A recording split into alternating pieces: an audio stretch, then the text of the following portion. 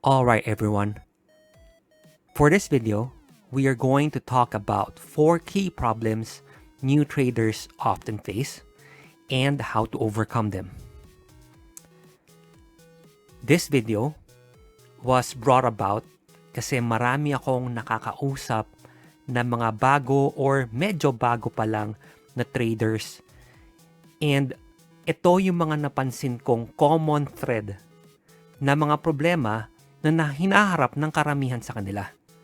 So I hope na makatulong din to sa inyo and may mga masagot din sa mga maaaring katanungan or problema na currently hinaharap nyo sa trading. So let's start, no? Key problem number 1. They feel overwhelmed. So sa simula, madalas feeling mo ang daming nangyayari, ang daming bago, di ba? Bagong terminologies, bagong events, bagong news na binabasa, bagong mga taong pinakikinggan, and so on. Feeling mo minsan nalulunod ka. And that's natural, no? Hindi lang sa trading, sa lahat ng ginagawa natin, lalo na kapag bago at hindi natin gaano alam kung ano ang ginagawa natin, natural lang na ma-feel natin na parang ang dami naman nangyayari, hirap na ako. That's perfectly normal. Pero ano ang solusyon? We need to focus on one thing. Ano ibig sabihin nito? Sa trading, often you will realize early on ano yung mga weaknesses mo, ano yung mga shortcomings mo, ano yung mga problema mo na kailangan mong maayos or mga gaps mo sa knowledge na kailangan mapuno. But instead of doing all of those at the same time, you focus on one thing at a time, then move on to the next kapag ka ready ka na. For example, meron kang problema sa FOMO or fear of missing out. You know na may problema ka sa FOMO. So what do? You work on that. You identify bakit ka may problema sa FOMO. Tapos isipin mo, paano ko aayusin yun? Ano ang dapat kong gawin para maayos ko yung FOMO issue ko? Tapos kapag naayos mo na yun, you move on to the next one. Kunyari, may problema ka sa revenge trading. So, bakit ako may problema sa revenge trading? Paano ko aayusin yun? And so on. Then, may gusto kong aralin na bagong system or bagong pamamaraan mag-trade. Let's say, position trader ka, gusto mo matutong mag-scalp. Okay, fine. One thing at a time. Diba? Aralin mo yun. Pagka-perfected mo na, then you can move on to the next. Huwag mong pagsasabay-sabayin lahat. Honestly, it doesn't make you smarter than everyone else. It doesn't make you better than anyone else. It just makes you more confused than everyone else. It's best to focus on one thing, resolve it, then move on. Para hindi natin nafe-feel na parang ang daming sabay-sabay na nangyayari. Tapos natataranta tayo, nai-stress tayo. And before we know it, wala. Burned out na tayo sa trading. Nalunod na tayo. Kinain na tayo ng sistema. Next, key problem number 2. When they lose money, it feels bad. Now, it's a scientific fact na we feel worse when we lose something, whether it's money, food, I don't know, shoes, rather than gain something. So sabi nga sa book ni Daniel Kahneman, so hopefully tama yung pag-pronounce ko ng pangalan niya, no? People often feel worse when they lose $10 than feel better when they make $10. It's just the way it is. It's just the way we're programmed. It's the way we're wired. And hindi nawawala yon. Okay? I don't care kung ano sinasabi ng mga traders sa YouTube or sa Twitter na hindi, wala na kami nararamdaman kapag natatalo kami. Meron at meron pa rin yan. Pera pa rin yan eh. And it feels bad kasi pinaghirapan natin yan eh. Diba? Pawis ang kapalit niyan eh. Hindi bale sana kung nahulog lang mula sa langit yung pera. Kung nahulog lang, may puno, inalog ka, nahulog yung pera, tapos yun yung pinang-trade mo. Pero hindi eh. Pawis ang kapalit niyan. Puyat ang kapalit niyan. So it's only natural that it feels bad when we lose what we work so hard to get. So ano ang solusyon? We need to flip failure on its head. Meaning, yes, natalo tayo ngayon. But we need to be able to learn something from our failures in order for them not to remain as failures. So kunwari ako, I keep a journal of all my trades. And then every so often, I review my trades. And then I make sure na tama ba yung ginagawa ko. I don't review it agad-agad. Kasi nandiyan pa yung emotion eh. Nandiyan pa yung feeling of loss, nandiyan pa yung masamang pakiramdam kung natatalo ka eh. And I know kapag ganon, at least ako this is for me, not for everyone. I'm going to misdiagnose my trades kasi may emotions pang involved eh. So I wait for some time na medyo nag-subside na and then I review. Mali ba talaga ginawa ko? Kung wala naman akong ginawang mali, natalo lang and that's natural. Okay, minsan you do everything right pero talo pa rin. Kung wala naman akong ginawang mali, then that's fine. Okay lang yon, accept it and move on. Pero pag may ginawa akong mali, I take note of it and then I try to improve on it in the future. Kasi ang failure naman, masama lang talaga kung wala tayong natututunan from it eh.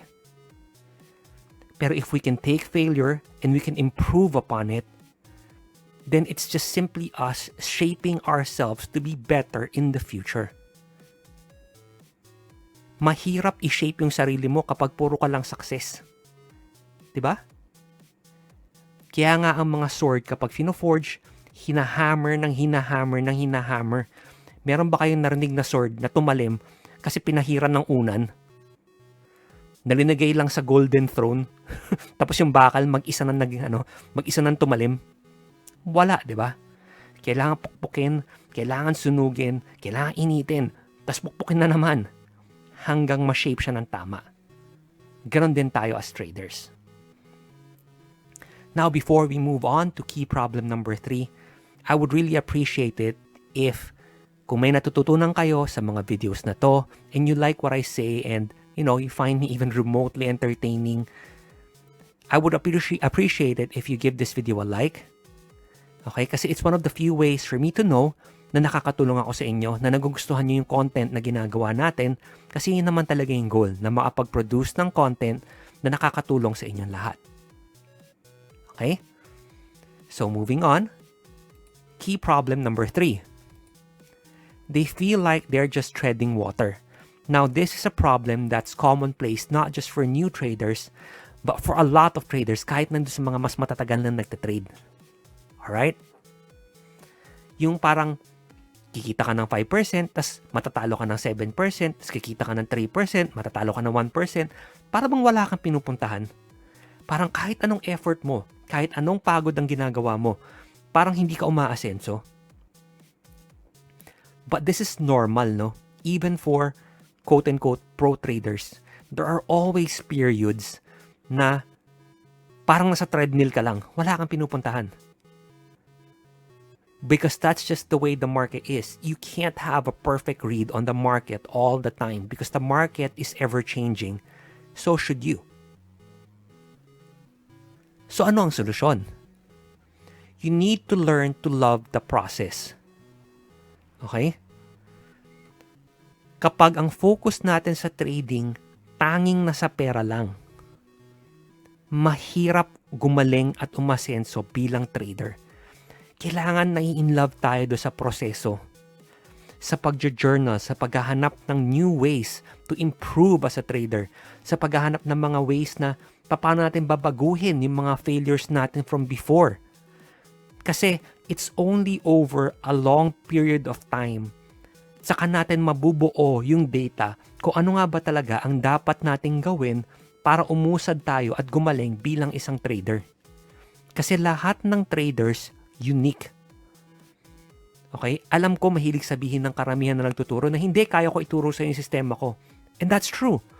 They can teach you their system, but they can't teach you to be them. Hindi talaga tayo lahat pare-pareho. Pwedeng meron tayong parallels or similarities sa trading and that's fine. That's perfectly normal. Pero at the end of the day, lahat tayo unique. Lahat tayo iba-iba. Merong iba sa proseso mo, merong iba sa proseso ko. It's what makes the market what it is. Diba? Kaya nga may psychology yung market kasi it's made up of a lot of different people wanting a lot of different things. So you need to learn to love the process. Embrace the failures as well as the successes. And then over time, you can see, okay, ano nga ba yung mga mas ginagawa kong kumikita ako? At ano nga ba yung mga ginagawa kong mas hindi ako kumikita or mas natatalo ako? And then dadagdagan mo yung mga ginagawa mo na mas kumikita ka at babawasan mo yung mga ginagawa mo na natatalo ka. And then you watch and see na in the long run, yung sa simula na parang feeling mo wala kang pinupuntahan, ay dahan-dahan magpa-progress. It's just that for most people, dahil iba-iba ang timeline natin, feeling nila kailangan 6 months na ako nag-aral, kailangan bang yung portfolio ko from 500 pesos maging 1,000 pesos na, or from 5,000 pesos maging 10,000 pesos na. But that's not the way it works. You need to learn to love the process.